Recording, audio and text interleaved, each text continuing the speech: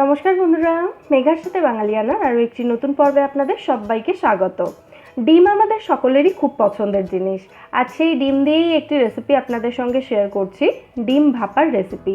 দুর্দান্ত খেতে হয়, গরম ভাতে কিন্তু অসাধারণ লাগে খেতে। অবশ্যই ট্রাই করে দেখতে পারেন। চলুন ঝটপট রেসিপিটা দেখে নেওয়া যাক। ভীষণ সহজ একটা রেসিপি। প্রথমে একটা মশলা আমরা তৈরি করে নেব। তার জন্য একটা বাটিতে 1 টেবিল স্পুন কালো সর্ষে নিয়েছি। আপনারা সাদা সর্ষে দিয়েও কিন্তু করতে পারেন এটা।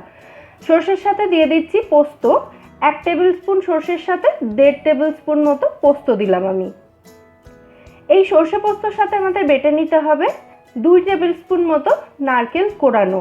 আপনারা শুকনো নারকেলও কুড়িয়ে নিতে পারেন এখানে। আর নিলাম এখানে 3 থেকে 4টে কাজু বাদাম, সামান্য একটু নুন যেহেতু সর্ষে বাটবো, আর স্বাদ মতো কাঁচা লঙ্কা দিয়ে একটা পেস্ট আমাদের তৈরি করে নিতে হবে। এদিকে আমি 4টে ডিম সেদ্ধ করে নিয়েছি। সেদ্ধ করে ডিমের খোসা ছাড়িয়ে ডিমের গায়ে একটা ছুরি দিয়ে এভাবে একটু চিড়ে নিয়েছি, যাতে সমস্ত গ্রেভির মশলাগুলো এর মধ্যে ঢুকতে পারে। এবার একটা টিফিন বক্সের মধ্যে যে সর্ষে পোস্ত, নারকেল, বাদাম এগুলোর পেস্ট করেছিলাম সেই পেস্টটা দিয়ে দিলাম। মশলাটাকে একটু পাতলা করার জন্য এর মধ্যে দিয়ে দেব জল। আমি মিক্সার জারটা ধুয়ে জলটা দিলাম, যাতে জারে লেগে থাকা মশলাগুলো নষ্ট না হয়। এই সময় মশলাটা একটু পাতলা করে নিতে হবে, তার কারণ এর মধ্যে কাজু বাদাম এবং পোস্ত রয়েছে। রান্নার পর কিন্তু এটা এমনিই একটু ঘন হয়ে যাবে। দিয়ে দিচ্ছি স্বাদ মতো নুন। মশলাতে নুন দেওয়া ছিল, সেটা খেয়াল করে নুনটা দেবেন। 1/4 টিস্পুন করে দিয়ে দিচ্ছি এখানে হলুদ গুঁড়ো এবং লঙ্কা গুঁড়ো। এই দুটোতে খুব ভালো স্বাদও আসে এবং কালারটাও খুব ভালো হয়, তবে দুটোই দেওয়া কিন্তু অপশনাল, আপনারা নাও দিতে পারেন। সবশেষে দিয়ে দিচ্ছি এর মধ্যে 2 টেবিল চামচ মতো কাঁচা সর্ষের তেল। এবার এই সমস্ত উপকরণগুলো একসাথে নাড়াচাড়া করে ভালো করে মিশিয়ে নিতে হবে। তারপর এর মধ্যে সেদ্ধ করে চিড়ে রাখা ডিমগুলো দিয়ে দেব।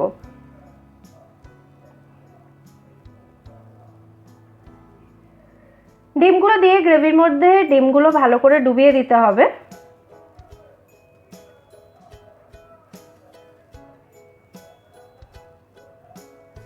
ভালোভাবে নাড়াচাড়া করে ডিমগুলোকে ডুবিয়ে দেওয়ার পর এর মধ্যে দিয়ে দিচ্ছি আমি কয়েকটা চেরা কাঁচা লঙ্কা।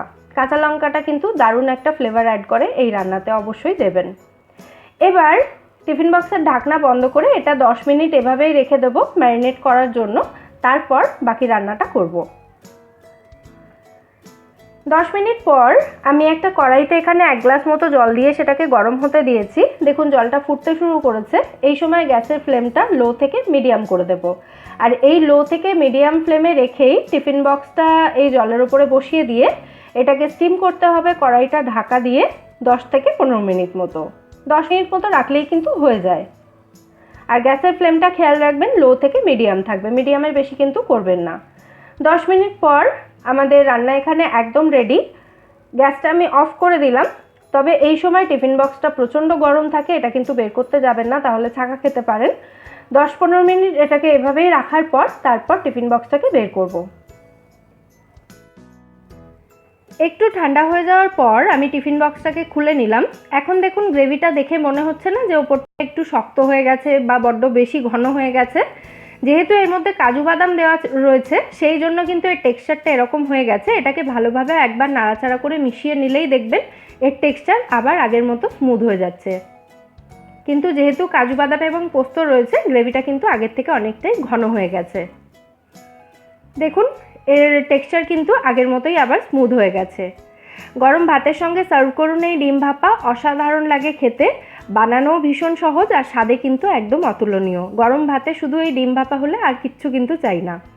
তাহলে আজকের এই ডিম ভাপার রেসিপি যদি আপনাদের ভালো লেগে থাকে, ভিডিওটাকে একটা লাইক এবং শেয়ার করে প্লিজ আমার চ্যানেলটা সাবস্ক্রাইব করে নিন যদি এখনও না করে থাকেন।